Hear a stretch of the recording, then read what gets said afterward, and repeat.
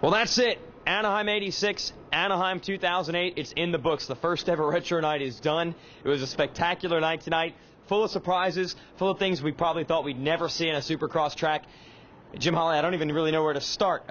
Major dynamic change for the Supercross championship chase, and also a wild night for retro night. Which one do you want to talk about first? Well, I want to get to James Stewart. I mean, being out and not riding tonight, that gave Chad Reed an advantage, and I think we clearly saw that tonight. Chad Reed rode a well, that he was so relaxed and out there having fun that I think he can string about 6 or 7 wins in a row. Yeah, and it kind of bridges the gap. Chad Reed's 27th career win tonight. That actually ties Rick Johnson for 3rd in the all-time list, so kind of the perfect time to do it, because tonight was the night to celebrate the career of Rick Johnson and also David Bailey. Well, and the other person that I want to celebrate is Josh Hill. I mean, what a ride that Josh Hill had finishing up in that 2nd position. I mean, his first podium in the Supercross class. Unless he finishes up 4th, he keeps stepping it up. And how about the old guy, the 29-year-old Kevin Windham, comes away with another podium, 2/3 back-to-back for Kevin Windham. And it was kind of a wild night for some of the other contenders. James Stewart, as we said, is out possibly for the whole season. We're not sure yet. He's going to get an MRI on Monday, so by Monday night, Tuesday morning, he should have a better idea of where he stands. But not only is Stewart out, but a tough night for some other contenders.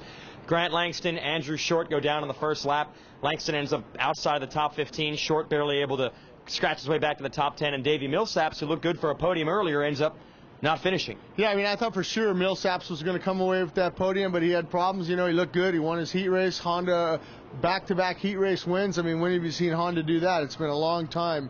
And, just had the problems. He went off the track, but then he came back and he worked up and he got back into the hunt. He was battling in there for 5th, 6th, 7th. And then all of a sudden he just went backwards again. But hopefully he's okay and he can make San Francisco, because, I look at not Kevin Windham, Davey Millsaps is having the determination and the ability to run consistently up in that podium position, but he hasn't done it yet. Yeah, he just hasn't had the breaks. Now let's talk about retro night. Wild. I don't think people expected the kind of enthusiasm for this when they first lined up this idea a couple months ago. No, I mean, 37 of the past guys that I rode with, past champions and things like that, we all got a chance to, go out there and say hi to the crowd. And that was pretty exciting, being in the tunnel with, guys that I idolized. I remember as a kid going to the LA Coliseum and watching Marty Tripes come away with his first one. I remember pedaling my bicycle down to Kobe Honda in Reseda to get Marty Smith's autograph. So all these guys were down there. And the thing about it, the thing that most touched me is, I don't care, you see a backflip on TV, but if you don't see it in person, it's a whole different element. But to see David Bailey, I've seen him ride in the video, but to see him actually get on the motorcycle and ride a lap around Anaheim here, that he won here in 1986, it was just pretty phenomenal and touching moment. And you know what, all 37 guys, we were down on the floor, we were clapping and we were cheering David, and you could see a little tear in his eye. I mean, it was just, and his son was right next to him. He called over O'Mara to help him. His brother was there helping him out, when he came in on the motorcycle. But just how neat was it to see that David Bailey took a lap around here in Anaheim. Yeah, that's why we always say you got to join us live for these events.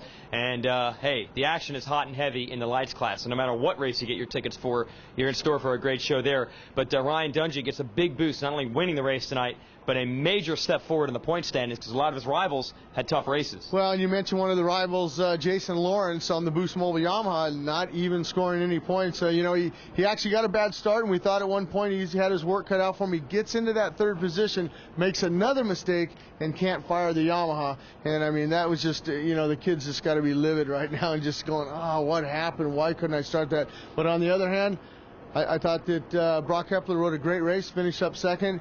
And, who knows, if he would have got a better start or maybe one more lap, that would have been an interesting race also. Yeah, so we'll see if guys like Lawrence and Hepler can keep the pressure on Dungey in the races, but he's got a big lead in the point standings, so they're going to need some bad luck for him to get back in the title hunt. Well, and one other guy that I want to mention, and I want to give him credit, is Austin Stroop, the rookie.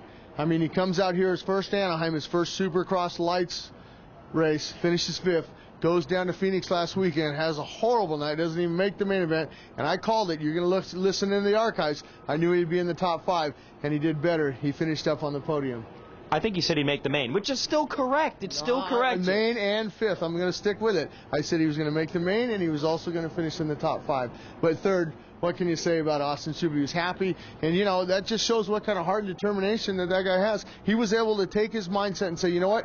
Phoenix is over. We need to move into Anaheim Retro Night, and I need to do something, and I need to start with that heat race, and he did a really good heat race. Now we move into San Francisco next, and you never know what you're going to get in San Francisco. It's an open stadium. We've had some mutters. We've had some good tracks. You never know. You said we're moving in. Well, a lot of times the rain moves in also when we're in San Francisco. Hopefully we'll be able to have a dry track in San Francisco, and we'll have great racing. But, it's not over. I mean, people listening in, don't think that just because, James Stewart is out, that Chad Reed automatically is the champion. There's a lot of other guys now that are thinking, if Chad Reed has a little bit of problems, I could possibly come away with the win. So, it's not over. Yeah, remember, these riders have a fresh memory of the AMA Toyota Motocross Championship just a few months ago. Ricky Carmichael retired. Chad Reed chose not to race. James Stewart got hurt, and it became a wide-open fight. And I think a lot of the guys like Langston, Short, Alessi, and the rest of the field remember what that's like. And it's not too far back in the past. It might just happen in Supercross in 2008. Anyway, it's been a great night coming to you from Angel Stadium. We'll be back here in 2 weeks. Next week is San Francisco. But, it'll never be the first retro night again. We might have another one, but I don't think people will forget what it was like to be here tonight.